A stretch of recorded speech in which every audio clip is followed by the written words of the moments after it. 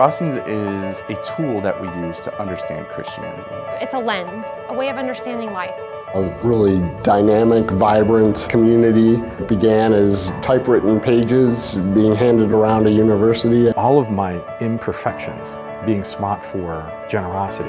It's become such a way of life for me. It really is good, and it is something new.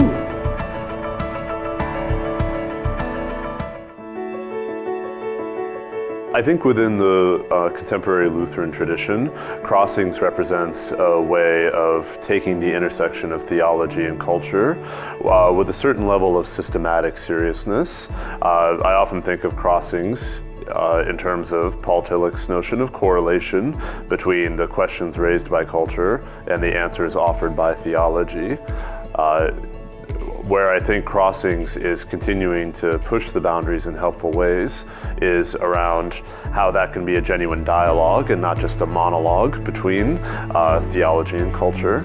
So that's one of the things that I value most about Crossings. I spoke at Crossings a couple of years ago and have a number of pastor friends who have really benefited from the Crossings method. I benefited from the mentorship of a number of people who have been associated with Crossings, which is how I first came to know of it. Fred Niedner, who's speaking here at this conference, was my advisor at Valparaiso University.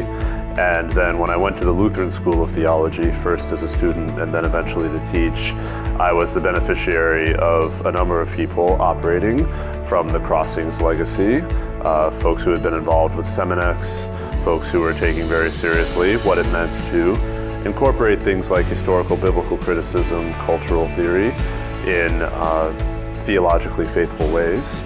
So in a way, I feel like a grandson of Crossings, even though I was never formally involved with it myself.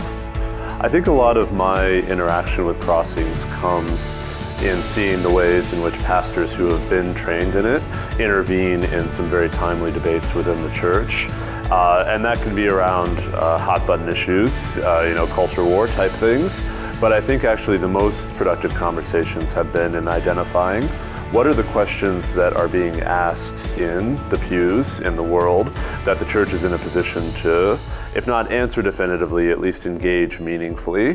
One of my professors said the church can fall into the habit of answering questions that no one is asking. And I think I've seen people who have been trained in the Crossings method push the question of, well, what actually is being asked here in ways that are very generative and productive in conversations. I think one of the reasons why Crossings is so important, frankly, is that it represents one of the areas of the Lutheran Church where the Lutheran confessions are still being taken with theological seriousness. And I realize I don't mean that to be a particularly cranky way of putting it. I just think that there are real kinds of cul-de-sacs that confessional theology can end up in. One is a very rote kind of confessionalism where the 16th century documents are simply taken as scripture in and of themselves and no amount of development or interrogation is possible. Or there can be treating the confessions solely as a historical relic, encasing them with glass and thus making them irrelevant for contemporary theology. I think that Crossings is one of the most vibrant places within the contemporary Lutheran Church where the confessions are treated neither as sacrosanct nor as irrelevant, but rather as ongoing fertile dialogue partners with the real human issues of our time. I'm in a position now where, since I'm a professor and not a pastor of a congregation, I do get to preach often, but my preaching is almost always to people that I myself don't know. What that means in preaching is that you're then looking for a kind of home base, not only in terms of what does Scripture say, but what is the standpoint towards these people of God that I can have as a preacher whom they don't know, and I don't know them particularly well. What's helpful about Crossings then in preaching is that it can provide that kind of home base in terms of really giving a toolbox for the preacher, asking what I might call the sort of ambient questions in the air in a given context. And in my context, that happens to be urban, a city, Indianapolis, like many cities, where there are substantial income inequalities, significant racial tension, very deep questions around what it means to live faithfully as a Christian in the midst of a very plural society.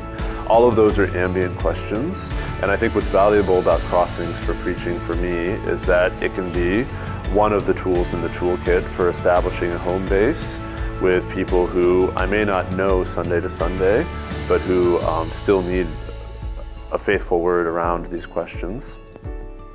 Well, I think if Crossings didn't exist, someone would have to start it. I think that if the resources of the Lutheran tradition really are to continue to be brought to bear in critical dialogue with, again, the most pressing questions of our time, it seems inevitable to me that the kind of fidelity and faithfulness that the Crossings tradition represents, the church would have to find it somewhere.